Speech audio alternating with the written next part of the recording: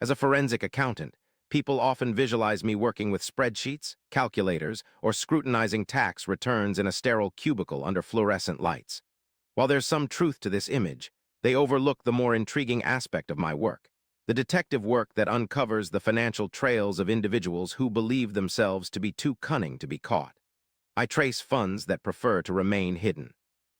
I piece together traces of evidence that have been discarded, deleted, or concealed under the umbrella of 17 offshore companies in the Cayman Islands.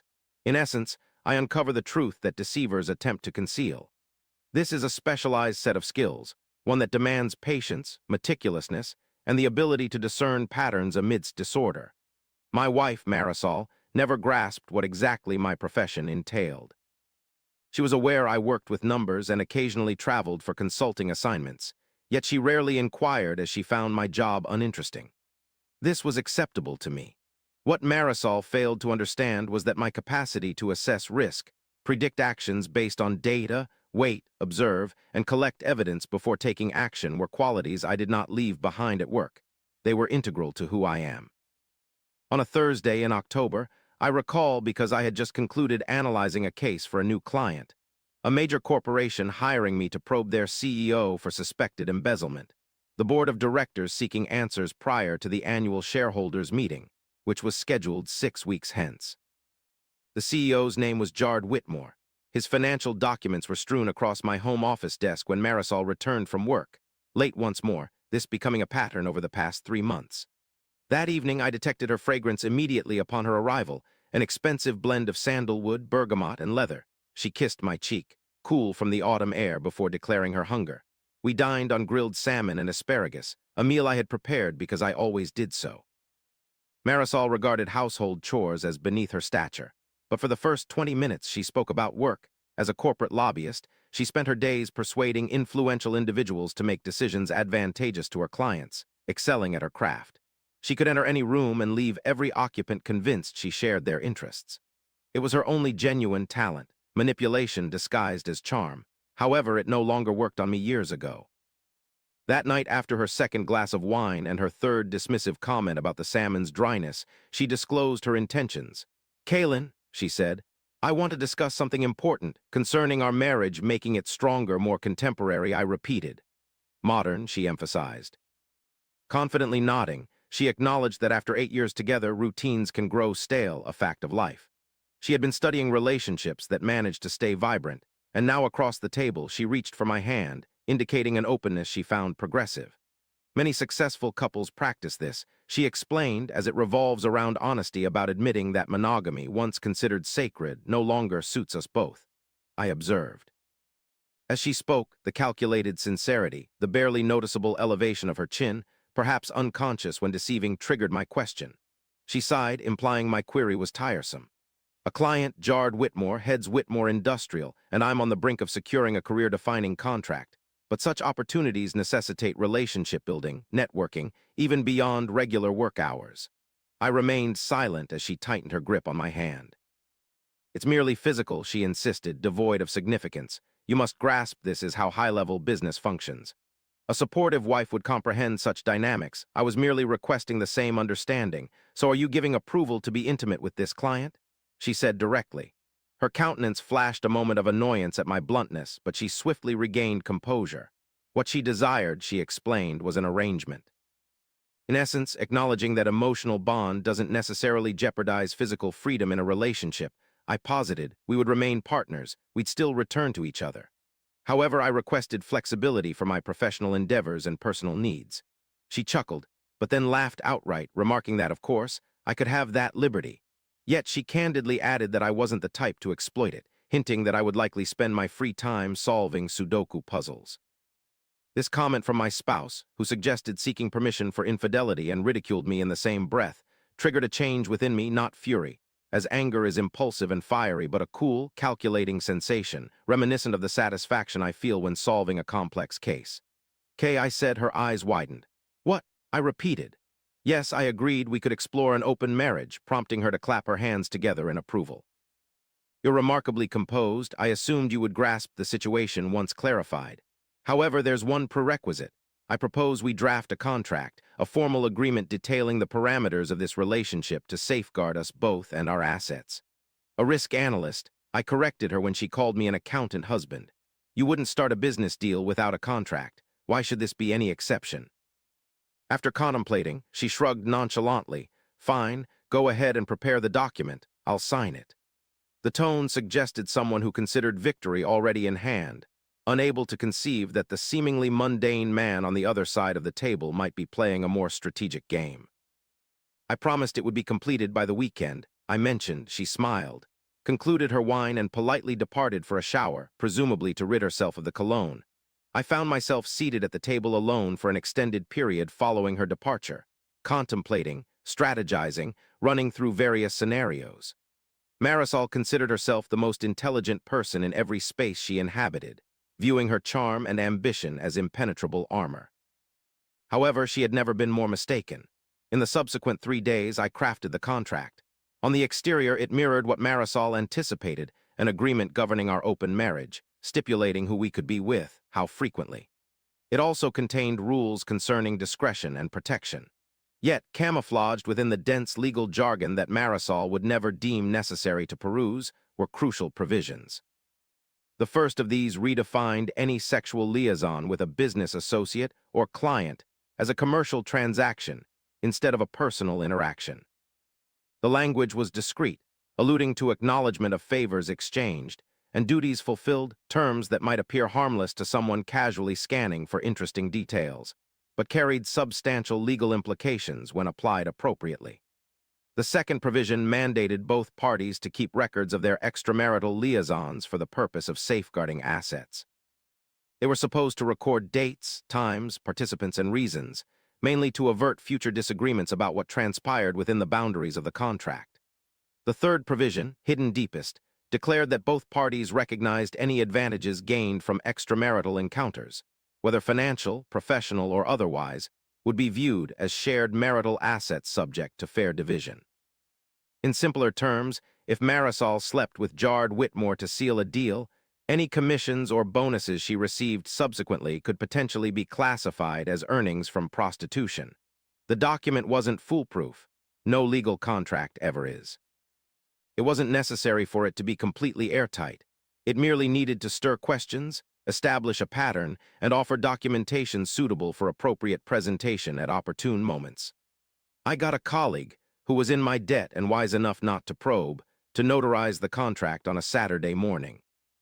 I then presented it to Marisol over breakfast, where she barely read through the documents, her gaze clouded by legal jargon, likely picturing her triumphant celebration upon securing the Whitmore account. "This is extensive," she commented, flipping rapidly. "It's meticulous," I concurred. "I want to ensure our safety." She arrived at the signature page, pulled a pen from her purse, and signed promptly without reservation, pushing it back across the table afterward. I signed beneath her name with a smile, and she was clueless about her recent commitment, I said, for she hadn't the faintest idea of what she had consented to, and I had no intention of enlightening her. The weeks that ensued unfolded in a manner amusingly foreseeable. Marisol dropped the facade. She arrived home late nearly every evening, permeating the house with that luxurious cologne. She chatted freely during dinner, often giggling at messages she made no effort to conceal. On one occasion, she left her phone on the kitchen counter while she bathed. I abstained from tampering with it, for I had alternative means of obtaining information. What Marisol was unaware of, what only a select group of corporate board members knew, was that my investigation into Jard Whitmore had grown substantially over the past month. The embezzlement I had initially been tasked to expose was merely the proverbial tip of the iceberg. The company had been routing funds via a series of sham accounts, receiving illicit payments from vendors, and utilizing corporate assets to sustain personal expenses, including an extramarital affair with someone who later became my wife. The board desired a termination that would be seen as justifiable, invalidating Jard's golden parachute, and safeguarding the company from potential legal repercussions. This needed to occur discreetly, effectively, and in a manner that could withstand court scrutiny if required. I was adept at my role. Every hotel invoice Jard submitted for repayment corresponding to his meetings with Marisol was cataloged. Every text conversation he conducted on his company device pertaining to their relationship was conserved through the legal discovery process. Every meal he billed to his corporate account during business entertainment, with a woman intended to secure a lobbying contract added to the mounting evidence. The contract signed by Marisol, classifying their interactions as commercial dealings, served as the pivotal factor, as it transformed this from an affair to documented corporate bribery, using company funds for services rendered as per the contract. Marisol was receiving compensation in exchange for her professional influence, regardless of its potential legal standing in a criminal court. The damage such revelation would inflict on both careers was imminent and catastrophic. I merely had to wait for the opportune moment. The shareholders' meeting is set for December 15th, while the annual gala takes place a day prior, an opulent occasion at the downtown convention center, requiring formal attire, an open bar, and approximately 200 key investors and board members attending to celebrate another prosperous year. For weeks, Marisol had been anticipating it. This was her time. Jard was planning to reveal their firm's partnership from the stage, with Marisol standing beside him, soaking up the applause, further solidifying her status as a prominent lobbyist in the industry. She splurged $3,000 on an elegant emerald green dress with a low back.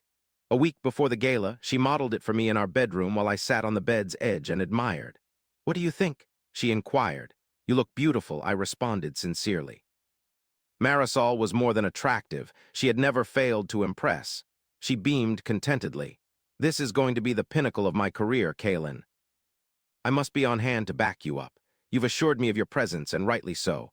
What remained unknown to her was that I had received an invitation, not as her spouse, but as a director's consultant.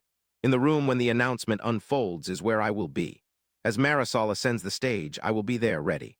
On the gala night, the weather turned crisp and clear. Marisol departed early to attend to final details. She pressed a kiss to my cheek at the door, instructing me to join her by 7, then vanished into the waiting car. Throughout the afternoon, I scrutinized my presentation meticulously, ensuring every file was verified multiple times and all evidence neatly arranged, time-stamped, and prepared for distribution. The board had granted permission for me to present my findings at 7:45, right after the planned partnership announcement. The choice of timing was strategic, optimum effect. At 6:30, I arrived at the convention center, filled with guests, crystal chandeliers, and soft murmurs of costly discussions.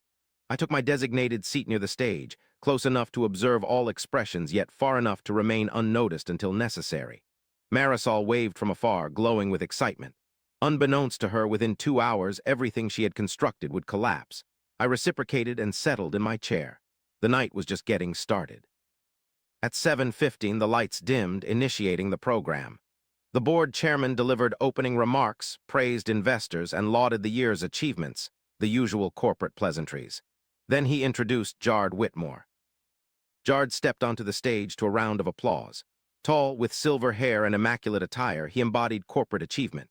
He discussed ambition, development, and an exhilarating fresh alliance that would propel the company to greater heights before inviting Marisol up. She emerged from her front row seat, ascended the stairs, and stood beside him, her emerald dress gleaming under the light. They made a striking duo, strong, unreachable. Jard indicated towards the big screen behind them. "Ladies and gentlemen," he declared, "it's my privilege to reveal our partnership with Chambers Consulting Group, spearheaded by the extraordinary Marisol Chambers." The screen illuminated their partnership logo, drawing applause from the audience. Marisol approached the microphone. "Thank you all," she said. "This partnership symbolizes my lifelong professional aspirations. I couldn't have accomplished this without the help of my remarkable team and indeed my husband Kaylin, who is present here tonight." Several heads turned as I acknowledged him. Smiling and nodding, I took the spotlight as the applause softened. Marisol's smile faltered. "Excuse me," I called out loudly, gaining everyone's attention. "I apologized for the intrusion, but before we seal this partnership, there are some facts shareholders need to consider." Jard visibly paled. Marisol's eyes widened in surprise. "What are you doing?" she whispered angrily. I made my way toward the stage, revealing my phone. With a swift tap, I broadcasted the presentation onto the room's display system. The partnership logo vanished, replaced by the title slide of my investigation package, Corporate Fraud Investigation and Jard Whitmore, with the name Kaylin Reed, Forensic Accountant, on behalf of the Board of Directors. The room buzzed with confusion as Jard exclaimed, "What is this?" The security personnel stationed at the exits remained unmoved. An hour prior, they had been briefed by the board chairman. Over the ensuing 90 seconds, I detailed key points. The embezzlement, kickbacks, misuse of company funds were discussed before I revealed additional findings. My investigation exposed corporate bribery orchestrated through an illicit bond between Mr. Whitmore and his lobbying advisor. I advanced to the next slide, revealing a concise summary of hotel receipts, text messages, and a timeline of their affair. Marisol's complexion paled. "That is confidential," she protested. I responded, "I can because you consented in writing that any romantic involvements with business partners would be recorded for asset protection purposes. Furthermore, such relationships were to be categorized as commercial transactions." I transitioned to the final slide. Displayed was the final page of our contract, bearing Ms. Chambers' personal signature, evident before your eyes. This signed document served as an acknowledgement that the connection between Ms. Chambers and Mr. Whitmore was based on a transactional basis. In essence, each dinner, hotel room, and gift charged to this company by Mr. Whitmore were not indicative of an affair but corporate bribery, as silence enveloped the room. The audience of 200 watched in stunned disbelief as Marisol turned to Jard. Jard's gaze was fixed on the screen, reminiscent of a man witnessing his own execution. The board chairman rose from his seat and declared, "Mr. Whitmore, your employment with this company is terminated, effective immediately. Security will escort you from the building." Addressing Ms. Chambers, he added, "Your contract with our firm is voided. Legal will be in touch." Security finally moved. Two security officers approached the stage, and as I turned to leave, Marisol gripped my arm tightly, her voice barely audible. "How could you do this to me?" I looked at her in response. In this woman who was once the object of my affection, I found deceit, derision, and a misguided belief that she could control me like everyone else. "You advocated for an open marriage," I stated. "You told me to mature up. You claimed it was merely business. I retrieved the envelope I had been keeping all evening. These are the divorce documents," I declared. "I am invoking the morality clause you agreed upon in our prenuptial contract, and the commercial transaction clause you consented to in our lifestyle agreement. You will receive nothing." I pressed the envelope into her hand. "As I warned you, Marisol," I said, "read the fine print." And so I departed the stage amid a stunned audience and ventured out into the frosty December night. From behind, I heard Marisol's cries of my name. I chose not to look back, as the narrative would resume in part 2. What Marisol failed to grasp is a lesson that corporate forces learn, often too late. Paper trails are indelible. 2024 ACFE research reveals that businesses may lose approximately 5% of their yearly income to fraud, totaling billions worldwide. Remarkably, more than half of corporate fraud cases stem from inadequate internal controls or executives who consider themselves exempt from scrutiny. Forensic accountants are experts at making the unseen apparent. They employ methods such as Before's law to pinpoint statistical irregularities in financial records that human observation would overlook. In 2024, the SEC received almost 25,000 whistleblower reports and has awarded over $2 billion since its establishment. The takeaway? Each transaction leaves a trace, and a signature is essentially an unspoken confession.